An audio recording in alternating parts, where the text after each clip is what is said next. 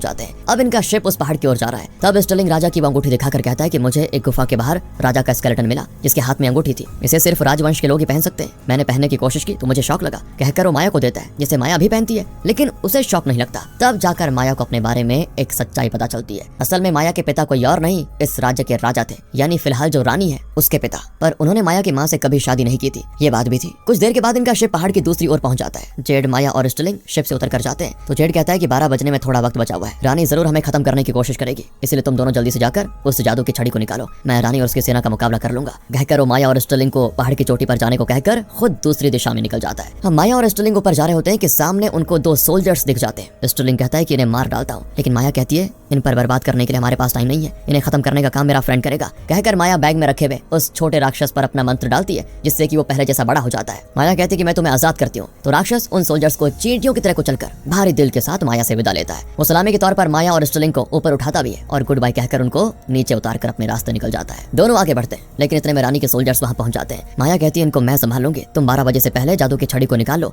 जरूरी नहीं है कि मैं ही उसको निकालूं। कहकर वो चारों चाबियां स्टर्लिंग को देकर उसे पहाड़ की चोटी की ओर भेज देती है। एक और जेड के रास्ते में वास आ जाता है और दोनों लड़ने को तैयार होते हैं। दूसरी ओर रानी माया के सामने आती है और कहती है तुम हो ही कौन रानी बनने के सपने देख रही हो, जो तुम ठहरी अनाथ, तुम दुनिया पर राज करना चाहती हो हैं? इस पर माया उसको राजा की वो अंगूठी दिखाकर कहती है रानी बनने की काबिलियत तुमसे ज्यादा मुझ में है और मैं राजवंश की हूँ। शायद तुम्हें पता नहीं कि मैं तुम्हारी छोटी बहन हूँ, राजा ही मेरे पिता थे। सुनकर रानी को लगता है शॉक। दूसरी ओर स्टर्लिंग के साथ ही शिप से बॉम्ब फेंककर रानी के सोल्जर्स को खत्म कर रहे होते हैं। इस तरह हर तरफ घमासान युद्ध चल रहा होता है। यहाँ माया और रानी की जादुई शक्तियों का मुकाबला होता है। दूसरी ओर जेड और वास के बीच तलवार से लड़ाइयां चल रही होती है। स्टर्लिंग को एक आदमी चेस कर रहा होता है। तभी स्टर्लिंग माया का दिया हुआ वो मैजिकल धागा इस्तेमाल करता है।